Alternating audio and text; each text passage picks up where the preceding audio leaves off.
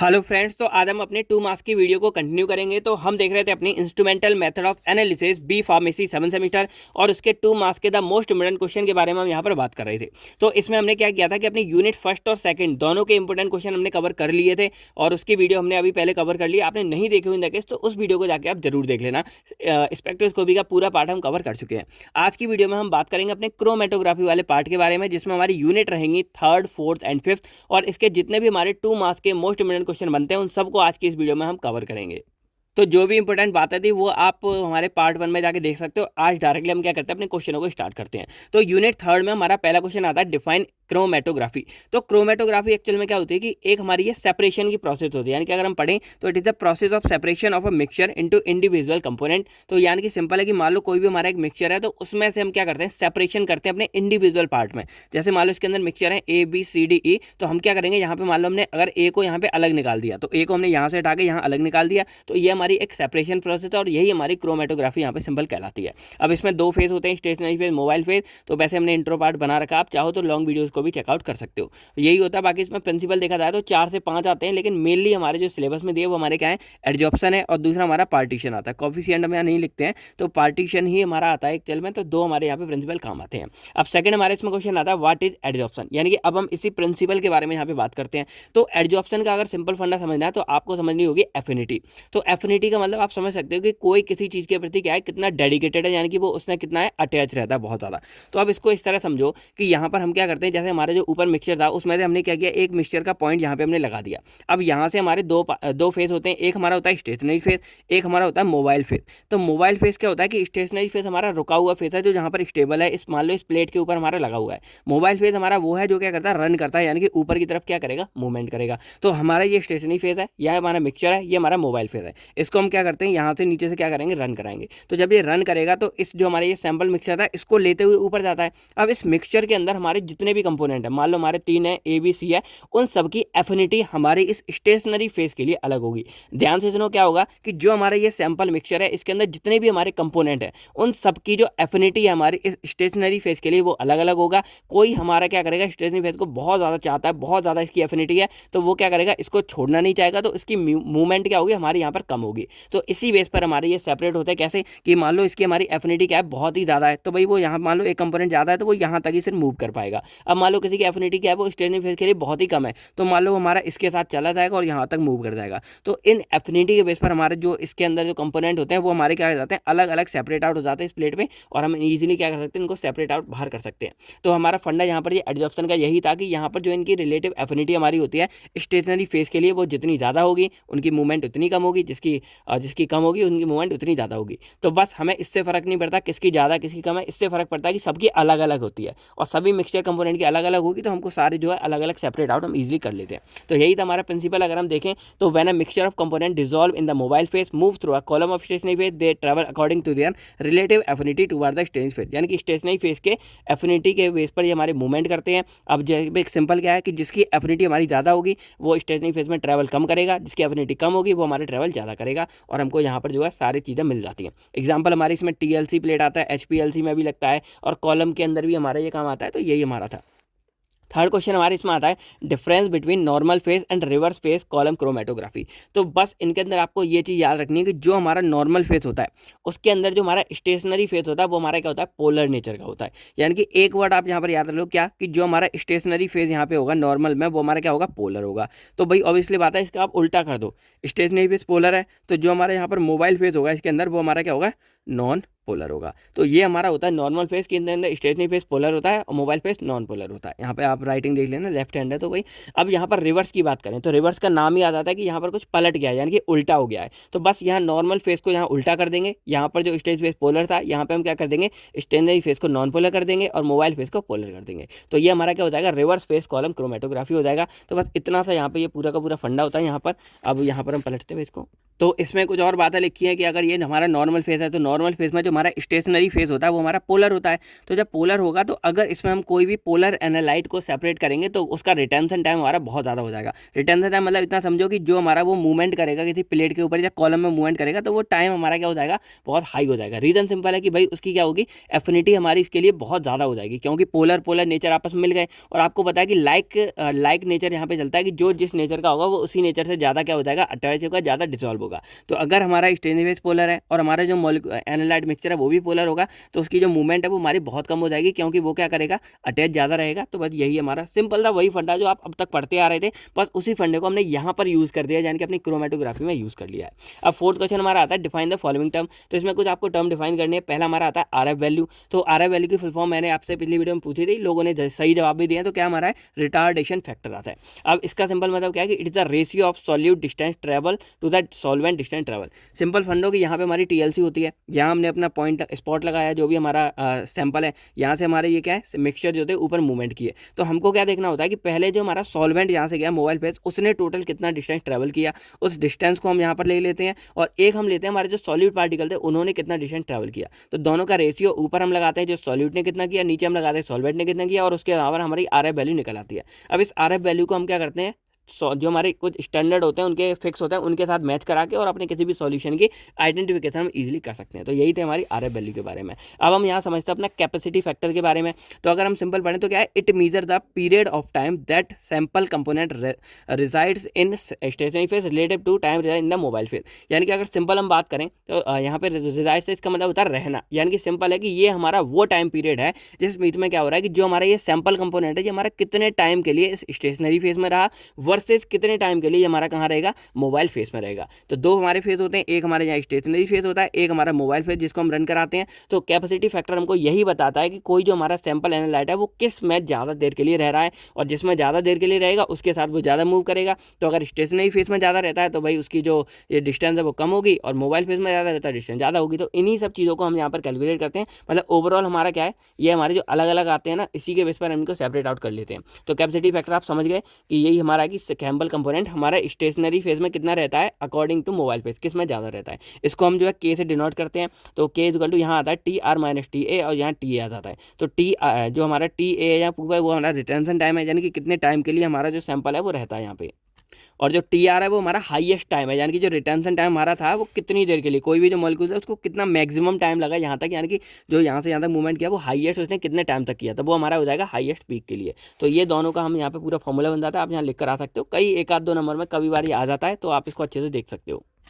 अब क्वेश्चन आता है हमारे यहाँ पर रिटेंशन वॉल्यूम के बारे में। तो रिटेंशन वॉल्यूम क्या है कि जैसे देखो सिंपल आपने क्या समझा, कोई भी हमारे जो सॉल्यूट है उसको ऊपर कौन लेके जा रहा था, मोबाइल फेस लेके जा रहा था। तो रिटेंशन वॉल्यूम वही है कि it is the volume of mobile face, ये उस मोबाइल फेस की वॉल्यूम है जिसको क्या लगा है किसी भी सॉल्यूट को पीक वैल्यू तक, यानी कि वो जितना हाईएस्ट रिटेंशन टाइम ले जा सके उसको हाईएस्ट ले जाने में कितना सैंपल हमारा कितना हमारा मोबाइल फेस यूज हो रहा है, उसी वॉल्यूम को हम यहाँ पर रिटेंशन वॉल्यूम बोलते हैं। अब रिटेंशन वॉल्यूम को हम डिनोट करते हैं वी आर से, और यहाँ हमारा होता है F C into T R हो जाता है। एफ सी हमारा कॉन्स्टेंट फ्लो रेट है, यानी कि जो हमारा कांस्टेंट रेट से यहाँ पे मोबाइल फेस हमारा मूव कर रहा था वो है, और टी आर हमारा रिटेंशन टाइम है कि कितना उसको टाइम यहाँ पे हाईएस्ट लग रहा है। तो ये हमारा था रिटेंशन वॉल्यूम के बारे में। फिर हमारा रिटेंशन टाइम आता है, तो वही मैंने आपको बताया कि ये वो टाइम होता है जो रिक्वायर्ड करता है किसी भी सॉल्यूट को हमारा मूवमेंट कराने के लिए, यानी कि जो हमारा सॉल्यूट है वो यहाँ से मूव कर रहा है, मोबाइल फेस के ऊपर रन कर रहा है, तो उसमें कितना टाइम उसको लग रहा है उसको हाईएस्ट मतलब अपने मैक्सिमम पीक तक पहुँचने के लिए, उसी को हम क्या बोलते हैं, रिटेंशन टाइम बोलते हैं यहाँ पर। अब ये हाईएस्ट पीक बार बार आ रहा है, इसको समझो। कोई भी हमारा जो सॉल्यूट है उसकी कुछ लिमिट होगी, ऐसा तो नहीं है कि भाई सॉल्यूट हमारा ऊपर रन करा तो ऐसा तो नहीं वो स्लाइड से बाहर चला जाएगा, वो कहीं ना कहीं जाके एक बार पर रुक जाता है। तो जैसे मान लो इसके अंदर हमारे 4 कंपोनेंट है, तो मान लो ए हमारा यहीं रुक गया, बी हमारा यहाँ रुक गया, तो यही इनका मतलब मैक्सिमम पीक है, वो यहीं तक हमारे ट्रैवल कर रहे हैं। तो जो हमारा इनका ग्राफ बनेगा वो उस हिसाब से बनेगा, और इसको यहाँ तक पहुँचने में जितना टाइम लगेगा उसको हम रिटेंशन टाइम बोलते हैं। तो आई होप आपको ये पूरा फंडा समझ आ गया होगा। और रिटेंशन वॉल्यूम है कि इसको यहाँ तक ले जाने के लिए हमको कितने मोबाइल फेस की जरूरत पड़ी है, तो उसको हम रिटेंशन वॉल्यूम बोलेंगे। तो वही सारे हमारे सेम इसी के अंदर के सारे फंडे आते हैं। फिर हमारे यहाँ पर एक टेलिंग फैक्टर आता है, तो ये हमारा मेनली जो है HPLC के अंदर आता है, तो वहीं हम देख लेंगे थोड़ा सा। बाकी आप चाहो तो यहाँ पर इसका जो है स्क्रीनशॉट ले सकते हो। बाकी अब हमारा आता है सिलेक्ट डिफाइन सिलेक्टिविटी फैक्टर। तो इसको हम कई जगह जो कैपेसिटी फैक्टर नाम से भी जानते हैं, सॉरी सिलेक्टिविटी फैक्टर यानी कि सिलेक्शन फैक्टर नाम से भी जानते हैं, सेपरेशन फैक्टर नाम से भी जानते हैं। तो इसका सिंपल मतलब क्या होता है कि जैसे हमारा मैंने आपको बताया कोई भी मिक्सचर है तो उसमें दो से ज़्यादा एनालाइट होते हैं जिसको हम सेपरेट आउट करते हैं। तो सिलेक्टिविटी फैक्टर का सिंपल मतलब है कि कोई भी जो हमारा कॉलम क्रोमेटो या कोई भी क्रोमेटोग्राफी है उसकी कितनी एबिलिटी है कि वो किसी दो एनालाइट को अलग अलग कर रहा है। यानी कि अगर मैं आपसे बोलूँ कि आप भाई कितने नंबर ले आओगे, तो वो आप सब बंदे की अलग अलग एबिलिटी है। जो टॉपर है वो वही 80-90% तक ला सकता है, जो कम है वो सिर्फ होगा, जो पास वाले सिर्फ पास होंगे। तो हर किसी की एबिलिटी अलग अलग होती है। उसी तरह यहाँ पर जो हमारी कॉलम क्रोमेटोग्राफी है उसकी एबिलिटी हम इसमें चेक करते हैं कि उसमें कितनी ताकत है कि वो इन दो सैंपल को अलग अलग कर सकता है, सेपरेट आउट कर सकता है। तो वही हमारे यहाँ होता है, यहाँ के इसको ए या फिर अल्फा लिख सकते हैं, अल्फा फॉर के वाई अपॉन के एक्स। के वाई हमारा जो है वो सेकंड सॉल्यूट यानी कि दो सॉल्यूट को हम अलग कर रहे हैं, तो उनका एक कांस्टेंट यहाँ आ जाएगा कितना है, और ये हमारा कितना है 1 आ जाएगा। तो भाई इन्हीं के बेस पर हम क्या करते हैं, सिलेक्टिविटी फैक्टर को डिफाइन करते हैं। आप यहाँ पे इसको देख सकते हो। फिर हमारे यहाँ कुछ क्वेश्चन आते हैं एक्यूरेसी एंड प्रीसीजन के बारे में। तो एक्यूरेसी वर्ड को आप इस तरह समझो कि ये हमारा क्या होता है कि कोई भी जो हमारा सब्सटेंस है उसकी ट्रू वैल्यू यानी कि उसकी ट्रू वैल्यू तक हम कितना पहुंच पा रहे हैं, वो चीज़ हमारी एक्यूरेसी कहलाती है। और प्रीसीजन मतलब होता है मतलब एवरेज बोल सकते हैं कि कोई भी चीज़ हमारी बार बार कितनी उसके पास तक आ रही है। इसको आप थोड़ा सा मतलब एग्जाम्पल से समझो। लेट करो हम कोई सैंपल निकाले, उसकी ट्रू वैल्यू हमारी 0.7 है, यानी कि हमको 0.7 चाहिए। तो एक्यूरेसी में क्या होगा कि मान लो हमारे पास जो बार बार हम कोई भी परफॉर्म कर रहे हैं टेस्ट, उसमें हमारा आंसर आ रहा है 0.8, 0.6, 0.9 और 1 आ रहा है। तो एक्यूरेसी में हम देखेंगे कि कौन सी चीज़ है जो इसके सबसे ज़्यादा पास थी। तो अगर हम देखेंगे तो 0.6 और 0.7 सबसे पास हैं, तो हम यहाँ एक्यूरेसी में 0.6 को यहाँ पर चूज़ कर सकते हैं कि भाई ये हमारे क्या है सबसे ज़्यादा पास है। अगर 7 पॉइंट से कुछ और एक्स्ट्रा तो हम 0.8 को यहाँ पर सिलेक्ट कर लेंगे। तो ये एक्यूरेसी है कि उसके पास सबसे पास कौन सा हमारा वर्ड पहुंच रहा है, उसको हम यहाँ चूज करते हैं, यानी कि मीजर ऑफ राइटनेस, कोई चीज़ हमारी कितनी सही है। फिर हमारे यहाँ प्रीसीजन की बात आता है, तो ये उसकी एग्जैक्टनेस पे यानी कि सिंपल डिफाइन करता है। मान लो हमें 0.7 को ही देखना था, अब बार बार कोई वर्ड आ रहा है 0.6 आ रहा है, 0.5 आ रहा है, फिर 0.6 आया, फिर 0.8 आया, 0.9 आया। तो वैसे देखा जाए 0.8 भी आ सकता है, लेकिन बार बार कौन आ रहा है 0.6, तो ये हमारा एग्जैक्ट होगा। तो हम यहाँ पे 0.6 को चूज कर लेते हैं, यानी कि एक तरह से हम या तो हम सबका एवरेज निकाल के यहाँ चूज कर लेते हैं। तो यही है कि ये हमारा क्या करता है, एक तरह से एग्जैक्टनेस को यहाँ पे बता रहा है, और ये हमारी राइटनेस कोई उसके कितने करीब है ट्रू वैल्यू के, और ये उसमें मतलब मैक्सिमम कितने परफॉर्म किया। अगर इसको आप देसी एग्जांपल में समझोगे तो मान लो कोई एक्यूरेसी का मतलब है कि कोई बंदा है आपके कॉलेज में जिसने क्या किया, फर्स्ट सेकंड ईयर में मतलब कम आ रहा है, लेकिन वो किसी उसने एक सेमेस्टर में टॉप कर दिया, तो वो हमारी एक्यूरेसी है कि वो टॉप तक पहुंचा। और प्रीसीजन क्या है, कोई बंदा है जो हर बार मतलब 80% 90% लेके आ रहा है, टॉप नहीं कर रहा लेकिन वो हर सेमेस्टर में 90% क्रॉस कर रहा है। कोई बंदा है वो एक में 95 ले आया, बाकी में 70% तक ला रहा है। तो एक जगह हमारी एक्यूरेसी हो गई, प्रीसीजन जो बार बार हमारा क्या है सही चीज़ लेके आ रहा था, वो हमारी प्रीसीजन हो गई। तो वही आ गया कि एक्यूरेट यहाँ पर कोई कितना सही है मतलब कितना, और प्रिसीजन एग्जैक्टनेस यानी कि कोई कितनी बार सही है। जो ज़्यादा बार सही होगा उसको हम यहाँ चूज़ करते हैं, और यहाँ पर जो हमारा सबसे ज़्यादा सही होगा हम उसको चूज़ कर लेते हैं। यानी कि अगर एक्यूरेसी में देखो तो आप 9.5 CGPA को चुनोगे, लेकिन अगर प्रीसीजन में देखोगे तो आप उस बंदे को चुनोगे जो बार बार 9 CGPA लेके आया है। अब हमारा फिफ्थ क्वेश्चन आता है right principle of paper chromatography. तो अगर आपने टीएलसी पढ़ी है तो टीएलसी वाला ही सेम फंडा हमारे पूरे पेपर में यूज होता है, बस यहाँ पर पेपर क्रोमेटोग्राफी में क्या है कि यहाँ पर हमारा पार्टीशियन वाला फॉर्मूला यूज होता है। इसके पीछे रीजन क्या है कि जो हमारा पेपर क्रोमेटोग्राफी में हम जिस पेपर का यूज करें वो एज अ स्टेशनरी फेज हम काम करते हैं। अब स्टेशनरी फेज में क्या होता है, ये पेपर हमारा होता है वॉटमैन पेपर, और ये इसमें के अंदर हमारे सेल्यूलोज की लेयर भरी होती है। तो सेल्यूलोज हमारा एक तरह से एक्वस नेचर का काम करता है। तो एक हमारा यहाँ पर क्या हो जाता है, लिक्विड हो जाता है एक्वस, दूसरा हम जो मोबाइल फेस करते हैं वो, तो इस तरह हमारे दो लिक्विड हो जाते हैं। तो यहाँ पर हम क्या करते हैं, देन हम पार्टीशन वाले प्रिंसिपल का यूज करते हैं कि जो हमारा सैंपल का मिक्सचर है वो हमारा एक्वस फेस में ज़्यादा डिसॉल्व हो रहा है कि मोबाइल फेस में ज़्यादा डिसॉल्व हो रहा है। एक्वस में ज़्यादा डिसॉल्व होगा तो वो मूवमेंट कम करेगा, और मोबाइल में ज़्यादा डिसॉल्व होगा ऑर्गेनिक में तो वो मूवमेंट ज़्यादा करेगा। तो इस बेस पर अलग अलग कंपोनेंट की एफिनिटी होती है और वो हमारे यहाँ सेपरेट आउट हो जाते हैं। तो इस बेस पर हमारे पूरा प्रिंसिपल पेपर का काम करता है। डिफाइन ऐसे करेंगे, यहाँ पे आपको लिखा देगा हुआ कि सेल्यूलर लेयर होती है, इसलिए हम यहाँ पर ये पूरा फंडा काम करते हैं। फिर हमारे आते हैं कुछ advantages of column chromatography advantages. तो इसमें हम किसी भी तरह के मिक्सचर को मतलब सेपरेट कर सकते हैं, और मोबाइल फेस हम कई तरह के यूज़ कर सकते हैं, बाकी एनालिटिक पर्पस के लिए यूज़ करते हैं, क्वांटिटी मेजर कर सकते हैं, यही सारी बातें हमारी। फिर हम हमारा क्वेश्चन आता है डिफाइन इलेक्ट्रोफोरेसिस क्या चीज़ होती है। तो इलेक्ट्रोफोरेसिस को कुछ इस तरह समझो कि इसके अंदर कुछ हमारे ऐसे चीज़ होते हैं जिसमें आइंस मतलब आइन के बेस पर हम उसको सेपरेट आउट करते हैं। यानी कि सिंपल समझो, मान लो कोई भी हमारा एक सैंपल है, अब इसके अंदर हमारे कोई भी हमने सैंपल डाल दिया। अब सैंपल हमारे कुछ बायोलॉजिकल फ्लूइड्स भी हो सकते हैं, जैसे हमारा डीएनए हो गया, प्रोटीन हो गया, ये सब चीज़ें हो गई। अब क्या करते हैं हम इसमें जैसे करंट यहाँ पे पास कर देते हैं, जो भी हमारे ये सैंपल है ये हमारा क्या हो जाएगा, डीनेचर्ड हो जाता है और इसके बाद ये आयंस में कन्वर्ट हो जाता है, पॉजिटिव और नेगेटिव में हो जाता है। उसके बाद क्या होगा, जैसे करंट हमारा चल रहा है तो जो पॉजिटिव वाले हैं वो हमारे इस नेगेटिव यानी कि एनोड की तरफ पूरे मूव कर जाते हैं, कैथोड की तरफ सॉरी, और जो हमारे नेगेटिव वाले हैं वो हमारे इस एनोड की तरफ मूव कर जाते हैं और इस तरह हमारे जो आयंस होते हैं वो हमारे सेपरेट आउट हो जाते हैं अलग अलग इलेक्ट्रोड के ऊपर। तो इस तरह हमारी ये सेपरेशन पूरा होता है इलेक्ट्रोफोरेसिस के अंदर। तो अगर डिफाइन करें तो क्या बोलेंगे कि it is the movement of charge particle through an electron, यानी कि इलेक्ट्रॉन के ऊपर चार्ज पार्टिकल मूव कर रहे हैं when subjected to an electron, यानी कि जब उसमें कोई भी इलेक्ट्रिक फील्ड जनरेट किया जाता है। अब जो हमारे कैटायंस होंगे वो हमारे कैथोड की तरफ मूव करेंगे, जो हमारे एनायंस होंगे वो हमारे एनोड की तरफ मूव करेंगे। बाकी एग्जांपल यहाँ पे मैंने आपको बता दिए वही है कि हमारे प्रोटीन्स को, पेप्टाइड्स को, न्यूक्लिक एसिड को सेपरेशन में हमारी हेल्प करता है। फिर यहाँ पर एक चीज़ आती है define electrophoretic mobility and analysis इस फैक्टर अफेक्टिंग। तो ये वैसे हमारा 5 में भी आ जाता है। अगर आप इस इलेक्ट्रोफोरेटिक मोबिलिटी को समझोगे तो ये हमारा क्या था कि it is the rate of migration per unit field litre, यानी कि वही मैंने आपको बताया कि जैसे ही हम यहाँ पर इलेक्ट्रिक करंट पास करते हैं जो हमारे मॉलिक्यूल्स हैं वो जो आयंस में कन्वर्ट हैं वो क्या करते हैं, नेगेटिव वाला पॉजिटिव की तरफ जाएगा, पॉजिटिव वाला नेगेटिव की तरफ जाएगा। तो ये किस स्पीड से हमारे जा रहे हैं इस चीज़ को हम यहाँ इलेक्ट्रोफोरेटिक मोबिलिटी बोलते हैं, यानी कि ये जो हम मूव कर रहे हैं इसको हम रेट ऑफ माइग्रेशन बोलेंगे, यानी कि जो हमारे आयंस हैं वो माइग्रेट हो रहे हैं। तो इसी स्पीड को हम कैलकुलेट करते हैं इस इलेक्ट्रोफोरेटिक मोबिलिटी के अंदर। ये जितनी ज़्यादा होगी हमारी सेपरेशन उतनी अच्छी होती है। तो इसके लिए फॉर्मूला यहाँ पर हमारा है पूरा म्यू इज इक्वल टू यहाँ पर है Q/6πRn। तो म्यू हमारा इलेक्ट्रोफोरेटिक मोबिलिटी हो गया सिंपल, Q नेट चार्ज हो गया, आयंस के ऊपर कितना ज़्यादा चार्ज है। अब चार्ज जितना ज़्यादा होगा हमारी सेपरेशन उतनी अच्छी तरह से होती है। बाकी ये आयनिक रेडिएशन है और एन हमारा ये क्या है, नीचे विस्कोसिटी है। तो भाई विस्कोसिटी जितनी ज़्यादा होगी, कोई सब्सटेंस जितना ज़्यादा गाढ़ा होगा उतनी उसकी मूवमेंट क्या होगी, कम होगी। तो ये हमारी डाउन करेंगे। तो ये पूरा हमारा था इलेक्ट्रोफोरेटिक मोबिलिटी के बारे में। अब फैक्टर अफेक्टिंग की बात करें तो इसमें हमारा चार्ज होता है, साइज होता है, इलेक्ट्रिक फील्ड होता है, बफर होता है, नेगेटिव, ये सारे फैक्टर हैं जो हमारे इस इलेक्ट्रोफोरेटिक मोबिलिटी को क्या करते हैं, अफेक्ट करते हैं।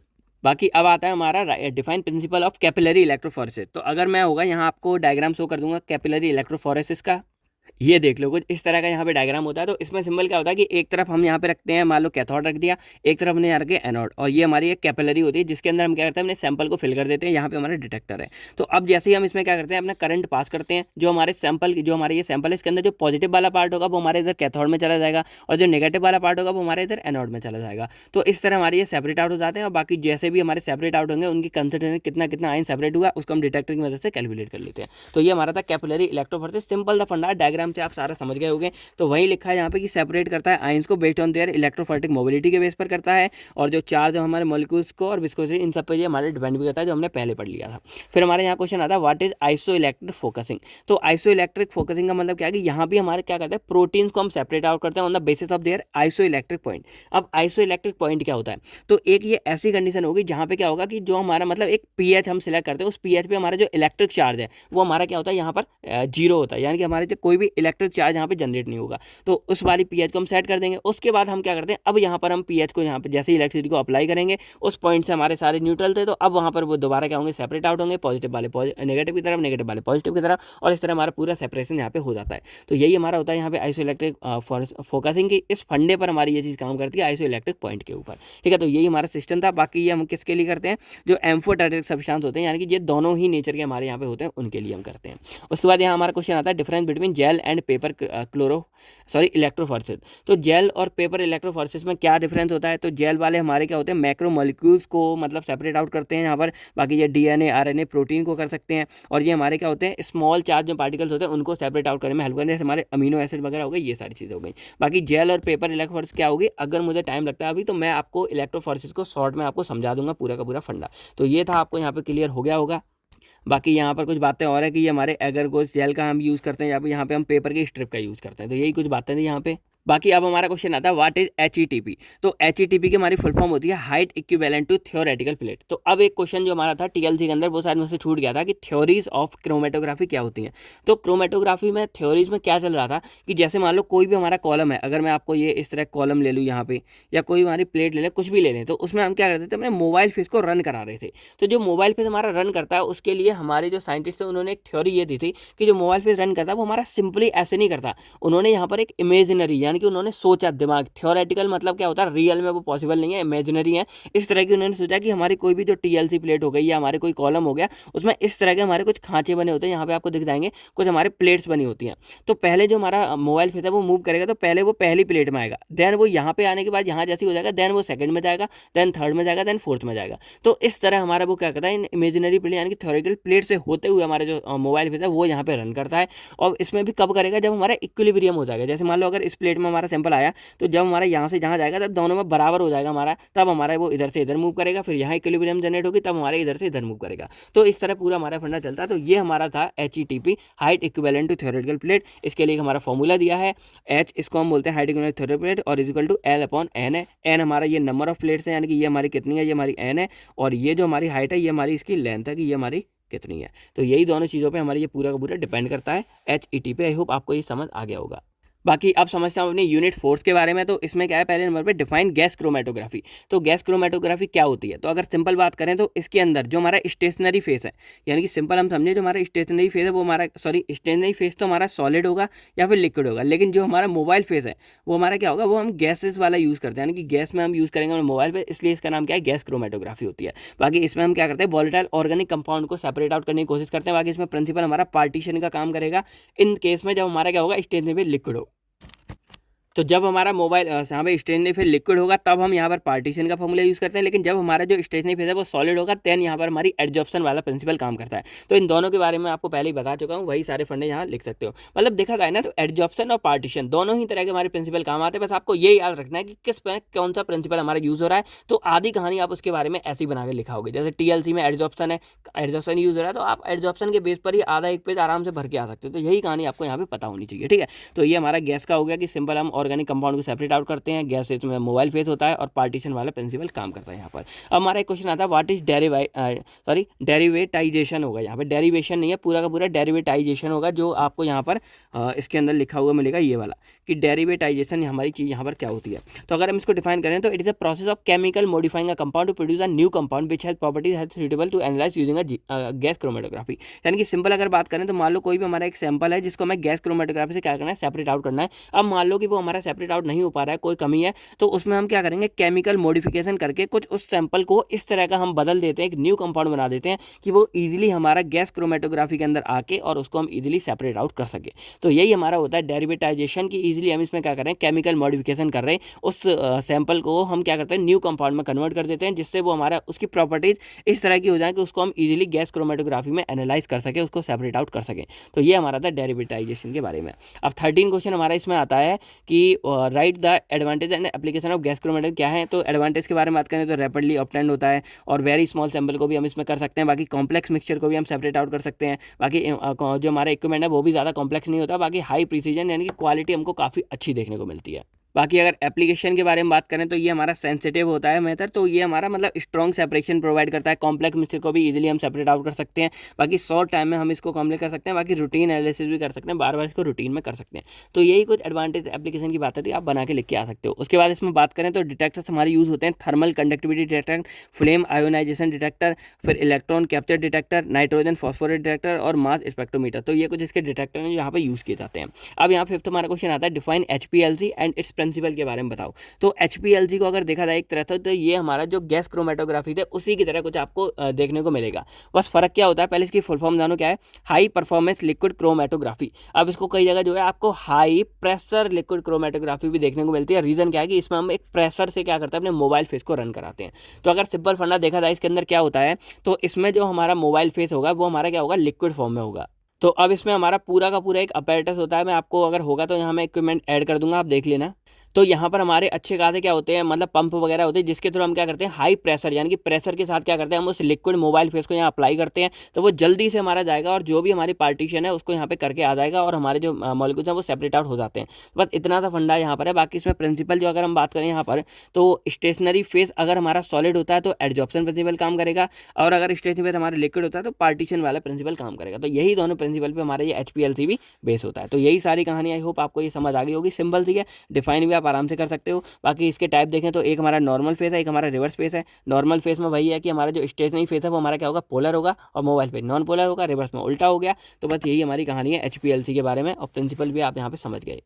अब क्वेश्चन आता है हमारा व्हाट इज एडी डिफ्यूजन। तो एडी डिफ्यूजन क्या होती है, इसको समझो। तो एक तरह का ये हमारा, हम बोल सकते हैं कि कोई कमी है हमारी मतलब क्रोमेटोग्राफी के अंदर। कैसे क्या, तो सिंपल अगर हम देखें तो मान लो ये हमारा सैंपल होता है, तो कोई मोबाइल पे हमारा रन करेगा तो ये जो सैंपल के कंपोनेंट है वो हमारे इधर सेपरेट आउट होंगे, एक इधर आ जाएगा, एक इधर आ जाएगा, एक इधर आ जाएगा। तो इस तरह से हमारी सेपरेशन चलती है क्रोमेटोग्राफी में। लेकिन जो एडी डिफ्यूजन में क्या फंडा बताया गया कि अगर मान लो कोई भी हमारी कमी हो जाती है, मोबाइल फेस ज़्यादा हो जाता है या सैंपल बेकार हो जाता है या प्लेट सही से तैयार नहीं होती है, उस केस में क्या होगा कि जो मोबाइल फेस हमारे सैंपल में जा रहा है वो हमारा स्ट्रेट ना होकर हमारा क्या हो जाता है, इधर उधर थोड़ा सा क्या हो जाता है, स्प्रेड हो जाता है, यानी कि एक तरह से डिस्पर्जन यहाँ पे शो करने लगता है। और जब ऐसा आएगा तो हमको रिजल्ट तो बढ़िया मिलेगा ही नहीं। तो इसी को हम क्या बोलते हैं, एडी डिफ्यूजन बोलते हैं। कि इसमें क्या है कि इसमें जो बैंड हमारी है वो ब्रॉड हो गए, ब्रॉड मतलब थोड़े से चौड़े हो गए, किसकी वजह से, डिस्पर्जन की वजह से। मल्टीपल पाथ भी हो गई, यानी कि एक पाथ की जगह 2-3 पाथ हमारे यहाँ पे चलने लग गए। तो यही इफेक्ट हमारा एडी इफेक्ट या फिर एडी डिफ्यूजन के नाम से जाना जाता है। अब इसका यहाँ फॉर्मूला हम देख सकते हैं, तो ए इक्वल टू 2 यहाँ पे लैम्डा डीपी हो गया। तो ये हमारा हो गया कंसंट्रेशन फैक्टर इरेगुलर के लिए हमारा पूरा,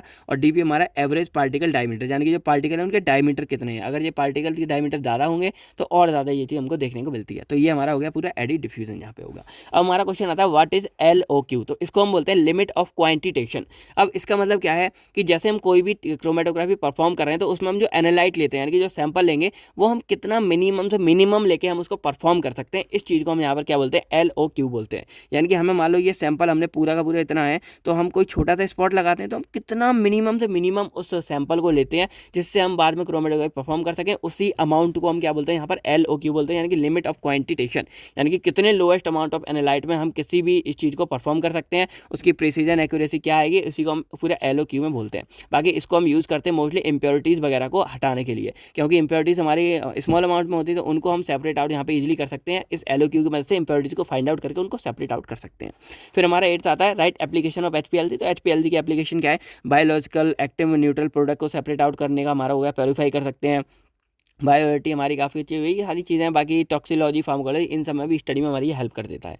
बाकी यहाँ पर वही बायोजेनेटिक इंटरमीडिएट को ये डिटेक्ट करने में हेल्प करता है, बाकी आइडेंटिफिकेशन में हेल्प करता है। बाकी यहाँ क्वेश्चन क्या आता है, डिफाइन पीक असिमेट्रिक फैक्टर। तो ये शायद यहाँ पे रह गया है, तो आप लोग क्या करोगे, या तो मैं इसको बाद में बता दूंगा या यहाँ पे शो कर दूंगा, या आप लोग कमेंट्स में लिख के बताओ। देखते हैं कितने लोगों को इसके बारे में पता है, कमेंट्स में अच्छे से लिख के बताओ, जिससे बाकी लोग, जो बाकी के लोग हैं, वो भी उस चीज़ को यहाँ पर पढ़ सके। तो आप कमेंट्स में लिखो, जो सही होगा मैं उसको हार्ट दूंगा, और बाकी के जो लोग होंगे वो उसको पढ़कर और अच्छे से समझ सकते हैं। तो क्या है, डिफाइन पीक असिमेट्रिक फैक्टर, इसको आप यहाँ पे डिफाइन करो। हमारा 10th क्वेश्चन आता है व्हाट इज कॉलम रिजोल्यूशन। तो रिजोल्यूशन एक्चुअल में क्या होता है कि यहाँ पर क्या है कि ये कोई भी जो हमारी क्रोमेटोग्राफी है उसकी क्वांटिटेटिव मेजर है, यानी कि एक तरह से एबिलिटी है कि वो किसी भी दो एनालाइट को कितना सेपरेट आउट कर सकता है। तो उसी को हम यहाँ बोलते हैं कि it is a measure of its ability to separate two analyte, यानी कि दो एनालाइट को सेपरेट करने की कितनी एबिलिटी है उसको हम मेजर करते हैं इस कॉलम रिजोल्यूशन की मदद से। अगर होगा तो मैं यहाँ पे को शो कर दूंगा थोड़ा सा, बाकी ये फॉर्मूला आप यहाँ पर पढ़ लेना। बाकी सिंपल देखा जाए तो ये कुछ ऐसे क्वेश्चन है जो कई बार आ जाते हैं और कई बार आपका मूड खराब कर देते हैं, और वरना वैसे तो ज़्यादा आते ही नहीं है हमारे। तो अब हमारे पास 5th यूनिट यहाँ शुरू होती है और हमारा क्वेश्चन आता है कि डिफाइन आयन एक्सचेंज क्रोमेटोग्राफी, ये क्या होती है। तो पहले इसके बारे में थोड़ा सा समझ लो, देन हम आगे की कहानी समझेंगे। तो आयन एक्सचेंज अगर आप नाम से समझो तो यहाँ कुछ हमारे आयन्स वगैरह का यूज़ करते हैं। तो सिंपल अगर बात करें तो इसके अंदर हम क्या करते हैं, जो हमारे कोई भी मॉलिक्यूल जो आयन के फॉर्म में प्रेजेंट होते हैं उसमें हम क्या करते हैं, आयन को एक्सचेंज करके उनको सेपरेट करते हैं और उसकी क्वांटिटी मान के कितने अमाउंट में कैसे हैं ये सब बातें पता करते हैं। कैसे क्या, तो इसको अगर हम समझे तो मान लो कोई भी हमारा ये क्या है, एक पूरा का पूरा ड्रग है, कोई हमारा क्या है ड्रग है कोई भी, और इस ड्रग में हमारा पॉजिटिव नेगेटिव दो तरह के आयंस है, जो मैंने आपको बताया आयंस की फॉर्म में होता है। तो अब हमको क्या करना होता है कि ये वाले जो हमारा आयंस है इसको हम क्या करते हैं, मेजर करते हैं कितना कैसे है। तो अब हम यहाँ पर अपना लेते हैं मोबाइल फेस। अब मोस्टली हम जो मोबाइल फेस में क्या करते हैं, अपने रेजिन का यूज़ करते हैं। तो रेजिन हमारी जो है चार्ज को कंटेन करती है। तो हम क्या करेंगे, अभी मान लो हमने नेगेटिव चार्ज वाली रेजिन ले ली, तो इस केस में क्या होगा कि जो हमारा मोबाइल फेस है उसको जैसे ही हम इसके ऊपर रन कराएंगे, जो हमारे मोबाइल फेस का जो नेगेटिव चार्ज है ये क्या करेगा, इस वाले नेगेटिव चार्ज को यहाँ पे क्या कर देगा, एक्सचेंज कर देगा, खुद जाके यहाँ पॉजिटिव के साथ अटैच हो जाएगा और ये नेगेटिव वाला हमारे यहाँ बाहर आ जाएगा। और इस तरह करते करते जो भी हमारा मोबाइल फेस है उसमें जितने भी जो नेगेटिव रेजिन है वो सारे के सारे इसके नेगेटिव को यहाँ बाहर निकाल देगी। उसके बाद जो भी हमारे इसके बाहर निकल के आएंगे उसको हम यहाँ पे कैलकुलेट कर लेते हैं और ईजिली हम बता सकते हैं कि इसके अंदर हमारा कितना अमाउंट ऑफ कंसंट्रेशन प्रेजेंट है। तो इस तरह हमारे ये आयन एक्सचेंज का कुछ फंडा काम करता है कि ये मोबाइल फेस हमारा जो होता है वो क्या कर देता है, एक्सचेंज कर देता है। इसलिए हम क्या बोलते हैं, इसको आयन एक्सचेंज बोलते हैं कि इस मोबाइल फेस ने जो हमारे एक्चुअल में ड्रग या सैंपल के कंपोनेंट है उनको क्या कर दिया, सेपरेट एक्सचेंज कर दिया और सेपरेट अलग कर दिया, और उसको हम यहाँ पर इजीली पता लगा लेते हैं। तो अगर हम डिफाइन करें तो it is a process in which a mixture of similar charge ion can be separated by using an ion exchange resin. Ion exchange resin का हम यूज करके जो भी उसके सिमिलर चार्ज है, यानी कि भाई मैंने बताया मोबाइल फेस में अगर नेगेटिव है तो ये नेगेटिव वालों को ही सेपरेट कर रही है। तो इस तरह हम क्या करते हैं, इसको यहाँ पे पूरा का पूरा कर सकते हैं। बाकी ये हमारा इसकी रिलेटिव एफिनिटी पर भी बेस करता है, यानी कि जिसका जितना ज़्यादा होगा वो उतनी जल्दी सेपरेट आउट हो जाएगा। एफिनिटी अगर कम है तो मतलब जल्दी सेपरेट होगा और ज़्यादा है तो धीरे सेपरेट होगा। बाकी अब यहाँ क्वेश्चन आता है define cation exchange resin and anion exchange resin. तो कैटायन एक्सचेंज वही मैंने बताया कि अगर कोई कैटायन एक्सचेंज है तो वो क्या करेगा, कैटायन वाले यानी कि पॉजिटिवली चार्ज आयन को क्या करेगा, सेपरेट आउट करेगा, क्योंकि कैटायन का मतलब होता है पॉजिटिव। तो एनायन वाला है वो हमारे यहाँ पर क्या होगा, नेगेटिव होगा, यहाँ पर नेगेटिव आएगा, और वो नेगेटिव है तो वो नेगेटिव वाले यहाँ पे नेगेटिव वाले क्या करेगा, चार्ज को जाके करेगा एक्सचेंज करेगा, तो ये हमारा नेगेटिवली चार्ज हो जाएगा। तो यही हमारे होते हैं कैटायन एक्सचेंज रेजिन और एनायन एक्सचेंज रेजिन के बारे में। अब आता है डिफाइन जेल क्रोमेटोग्राफी। तो जेल क्रोमेटोग्राफी में हम क्या करते हैं, अपनी सेपरेशन करते हैं। इसमें मोस्टली हम मॉलिक्यूलर साइज के बेस पर सेपरेट आउट करते हैं और मॉलिक्यूलर शेप साइज इनके बेस पर, बाकी थोड़े बहुत चार्ज के बेस पर भी करते हैं। तो ये कैसे होता है, अगर मैं आपको इलेक्ट्रोफोरेसिस कर पाया तो मैं आपको ये चीज़ें इजीली शॉर्ट में बता दूंगा। अब इसके एप्लीकेशन के बारे में बात करें तो एनालिसिस टाइम इसमें शॉर्ट लगता है, प्योरिफिकेशन अच्छे कर देता है और मॉलिक्यूलर वेट के डिटर्मिनेशन कर सकते हैं। बाकी ये हमारा शुगर, प्रोटीन, पेप्टाइड इनको सेपरेट आउट करने में हमारी हेल्प करता है। ठीक है, तो ये हमारी कुछ बातें थी। बाकी यहाँ पर हमारा क्वेश्चन आता है व्हाट इज एफिनिटी क्रोमेटोग्राफी। तो एफिनिटी क्रोमेटोग्राफी सिंपल आप समझ सकते हो कि इसमें हम एफिनिटी के बेस पर पूरा का पूरा क्या करते हैं, सेपरेशन करते हैं। कैसे करते हैं, तो जो भी हमारा मॉलिक्यूल्स होगा या कोई भी कॉम्प्लेक्स मिक्सचर होगा उसको हम जैसे ही मतलब अपने क्रोमेटोग्राफी में अप्लाई करेंगे, जो कुछ कंपाउंड होगी जिसकी एफिनिटी कम होगी वो पहले हो जाएगा, बाद में होगी। मतलब वही वाला फंडा जो हम एडजॉर्प्शन में अब तक समझते आ रहे थे रिलेटिव एफिनिटी के बेस पर, कि जिसकी एफिनिटी ज़्यादा होगी वो हमारा कम मूवमेंट करेगा, जिसकी एफिनिटी कम होगी वो ज़्यादा मूवमेंट करेगा, और इस तरह से हम उनको पूरा सेपरेट आउट कर सकते हैं। तो यहाँ कहानियाँ पढ़ लेना। बाकी देखा जाए तो ये हमारे कॉम्प्लेक्स चीज़ों में हम यूज़ करते हैं, जैसे एंटीजन एंटीबॉडी का कोई कॉम्प्लेक्स हो गया उनको हम अलग करेंगे, एंजाइम, सबस्ट्रेट, इन सब चीज़ों में हम यहाँ पर यूज़ कर रहे हैं। यानी कि अगर आप देखो तो क्रोमेटोग्राफी ऐसा नहीं है, बहुत सिंपल है। हमारे मतलब पूरे जो हमारी रियल है, बायोलॉजिकल फ्लूइड्स है, इन सब में हमारी ये घुसी पड़ी है। अब हम बात करें यहाँ पर व्हाट इज पार्टीशन कोएफिशिएंट। तो इसको आप जानते हो कि हमारा कोई भी जो मॉलिक्यूल्स है वो हमारा ऑर्गेनिक फेज में ज़्यादा सॉल्यूबल है कि हमारे एक्वस फेज में ज़्यादा सॉल्यूबल है, उन्हीं को हम यहाँ पर चेक करते हैं। कैसे करते हैं बहुत बार मैं आपको यहाँ पे बता चुका हूँ। तो यही हमारा क्या पार्टीशन कोएफिशिएंट है। फॉर्मूला यहाँ पर आप पढ़ लेना, पूरा मिल जाएगा कि ऊपर हमारा concentration of drug in organic phase, नीचे हमारा concentration drug in aqueous phase. अब अगर ऊपर वाला चीज़ ज़्यादा होती है तो हमारी ऑर्गेनिक फेज में ज़्यादा है, नीचे ज़्यादा निकलता है तो एक्वस फेज में ज़्यादा है।